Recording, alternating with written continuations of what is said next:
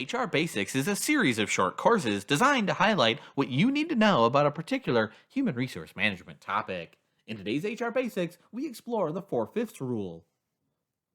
Discrimination is the unjust or prejudicial treatment of a different category of people. The 4/5 rule applies to disparate impact and can be used in discrimination defenses of employers.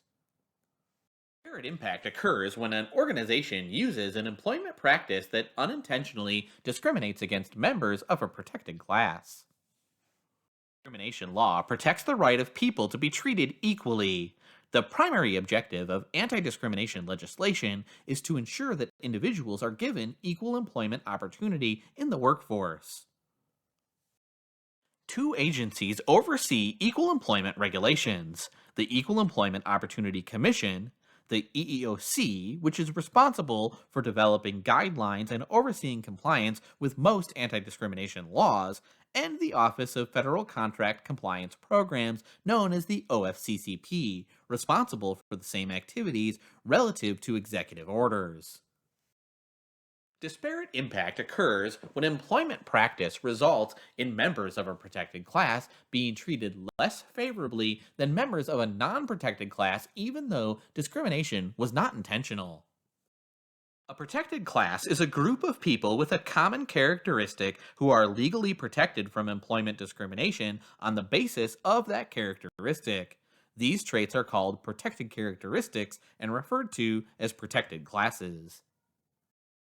Federal protected classes include race, color, religion, national origin, sex, age, disability, veteran status, genetic information, and citizenship.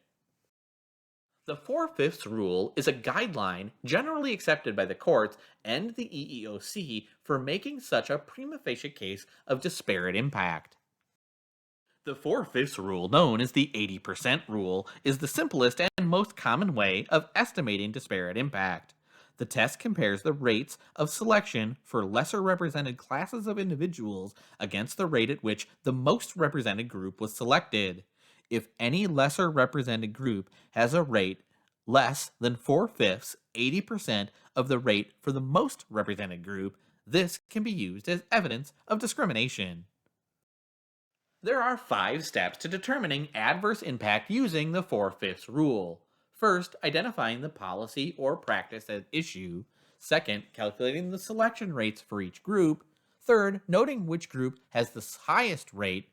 Fourth, calculating the adverse impact ratios. And fifth, determining if adverse impact exists.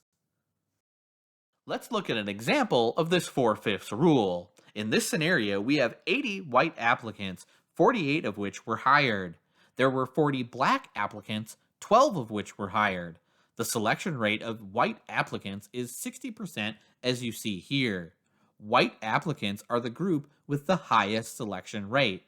The selection rate of black applicants is 30%.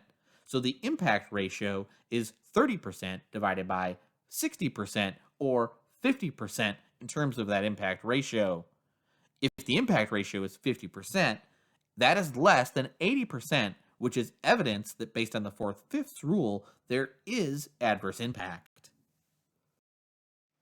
Employers need to understand what disparate impact is and how the 4/5 rule is used in terms of defenses of any particular disparate impact claim.